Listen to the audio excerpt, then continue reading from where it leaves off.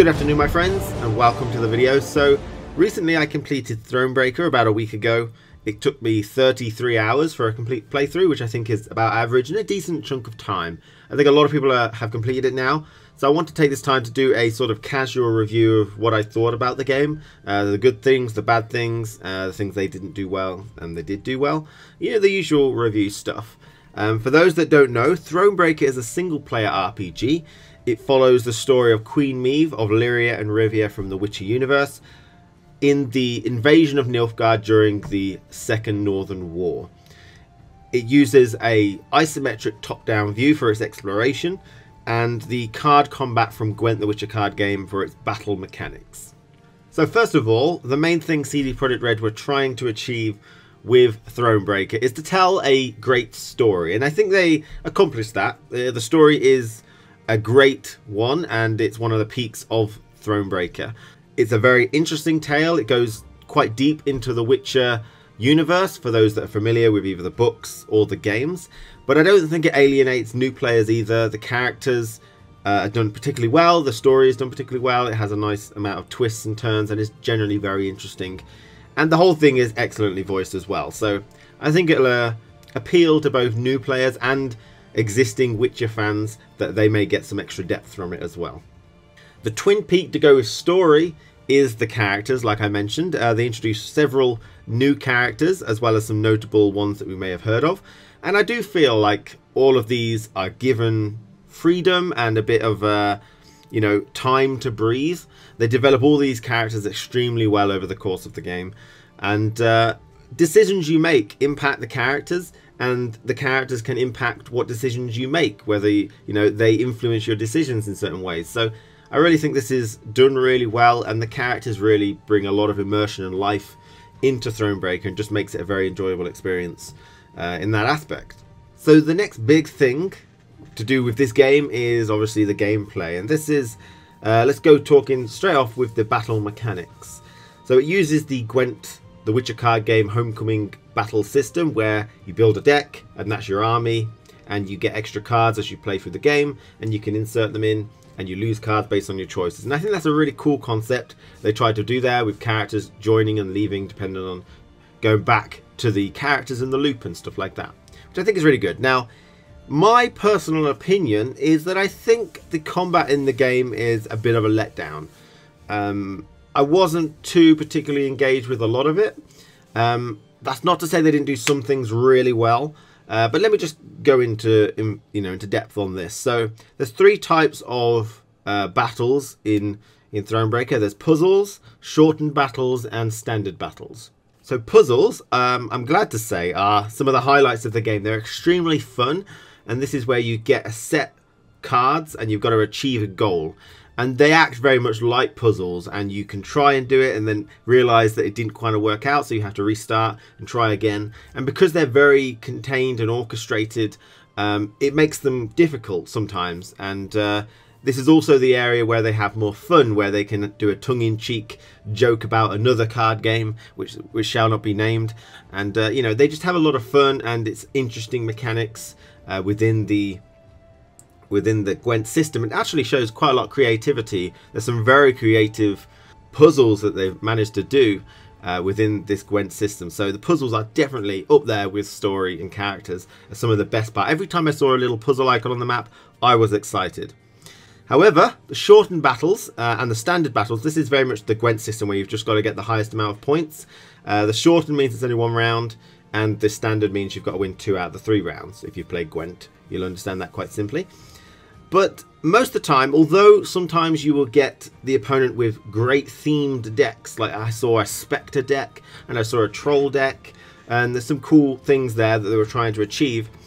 Generally speaking, the ease of these battles are so trivial that they're so easy, your cards are so overpowered that it just trivializes the whole combat system.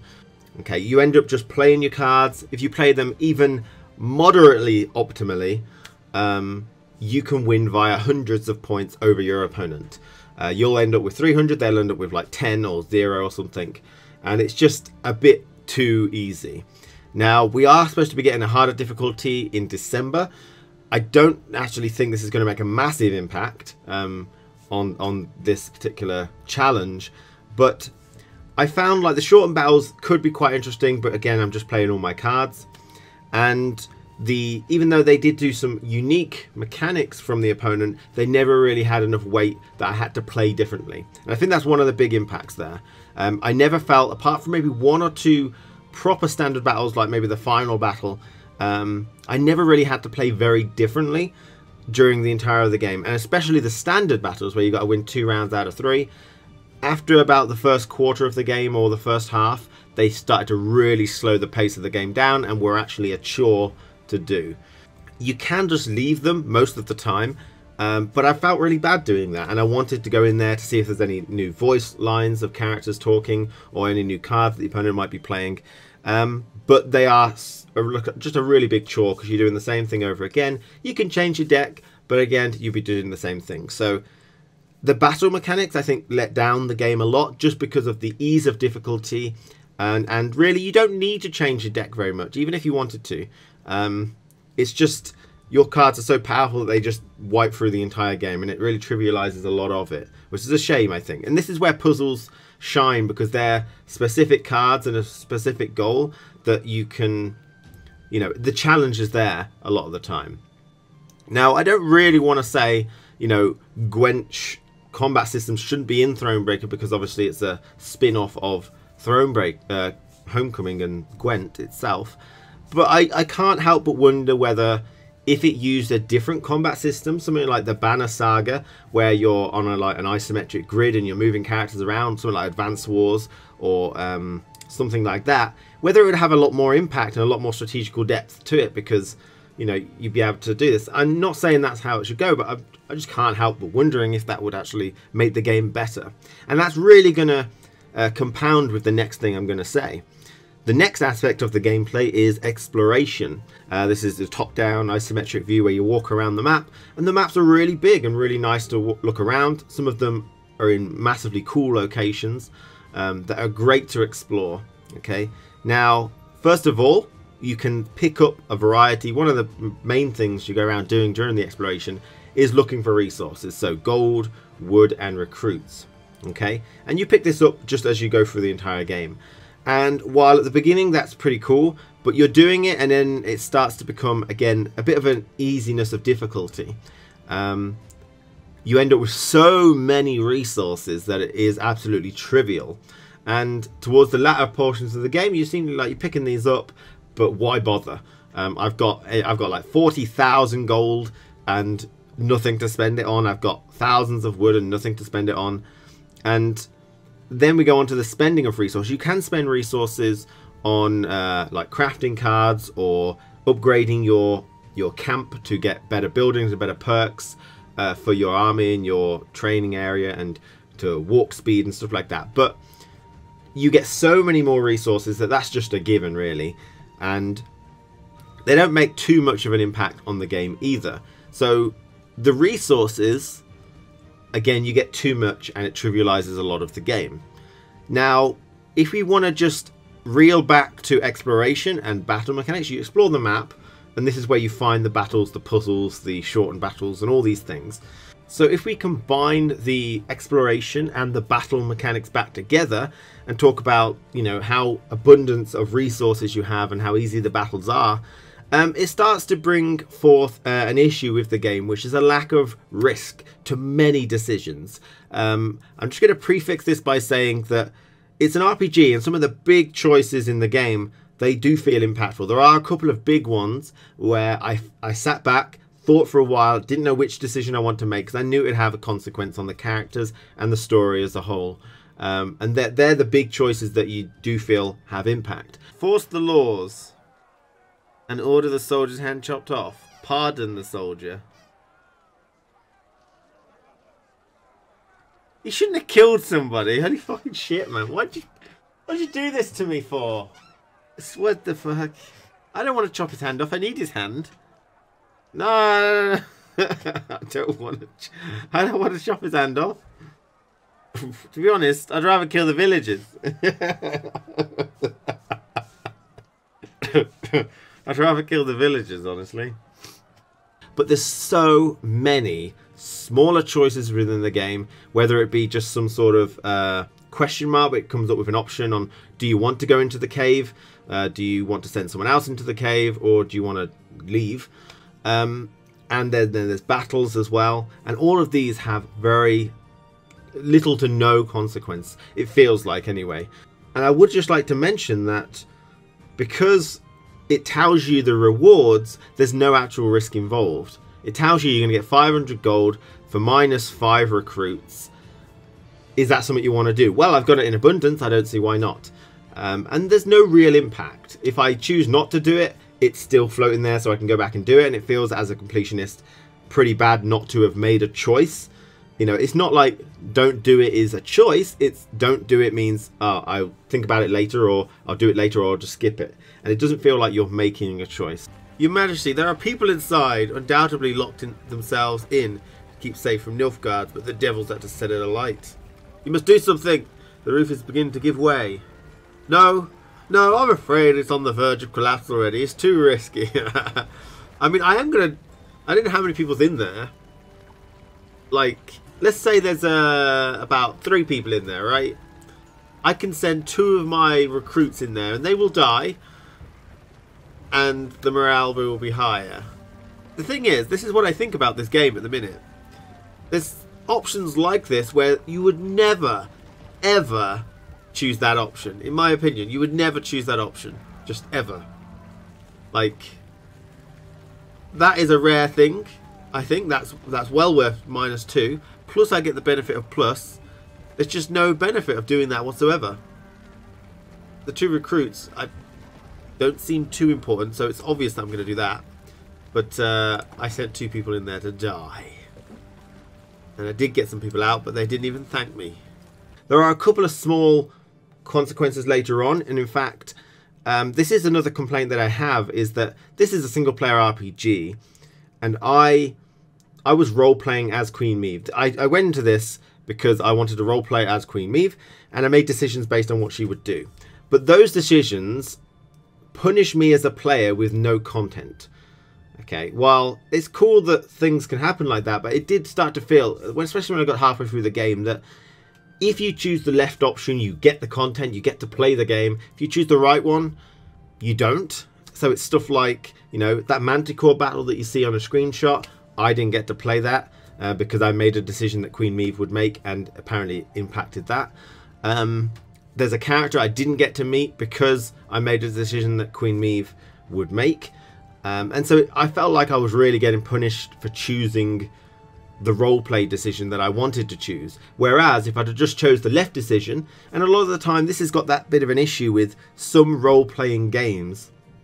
If you try and approach it as a role player, you get punished. If you try and approach it as it's a game, you don't get punished. I mean, I bet loads of people went through Thronebreaker picking the left option because that's going to be the option that lets you play. You know, do you want to attack the castle, or do you want to leave it for now? You know, now I know leaving it for now would be leaving it, but it's like a lot of decisions came down to that, even if they weren't phrased that particular way. You pick the left decision and you get the content.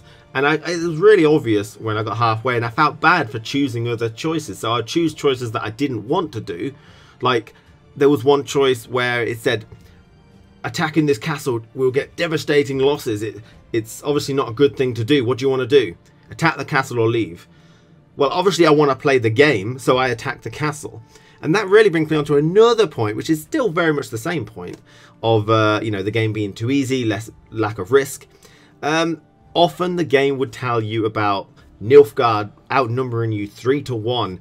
They've got impenetrable defenses in the castle, and they've got trebuchets, and as you run up to the castle, they shoot you down loads. And then, you know, they describe all this really crazy, outnumbered, you're really bleak sort of thing, and then you get into a battle, and you would smash them because of the ease of the battle difficulty. You would smash them 300 points to 0 because you just obliterated them. And there's no consequences either. You don't lose anything, even for winning the battle, which I know sounds weird, but if you're getting decimated, you should feel like there's an impact to be had from this. And it's just weird how they describe this really bleak situation. You go into the battle, you smash them, you leave the battle, it's fine. And this really loops back round to the thing I had before, where you choose the left option and you get the content, you choose the right one, you don't. I'm choosing the left option even though role-playing wise it doesn't make sense for me to do that. I'm not going to attack a castle where they're outnumbering me 5-1. But if I did do it, I get to play the content and there's no consequence. And it just kind of feedback loops this sort of issue with the battle mechanics are too easy, the resources are too abundant, there's no real risk for many of your decisions because of these two things, and so you just start playing the game as a game rather than a role-playing experience. Now, we can move on a little bit more to the musical score. Let's go back to something which is good. The musical score in Thronebreaker is an amazing thing. A lot of the time the music is really there to emphasize a particular character, a particular mood, a particular battle, and really hypes you up. There's a great premium card you'll experience as you go through the game, and he's got really awesome music attached to him, and I can't wait for that guy to come into Gwent so you can right click him and just listen to the music. It's really top notch. So to round this particular review off, like I said, I played the game for 33 hours, which is a nice, decent playthrough. I think it's probably worth the money in that respect. Length. Replayability-ish.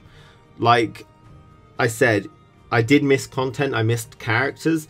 There is multiple endings depending on what you choose on the big things. So there's definitely stuff for me to go through again and experience.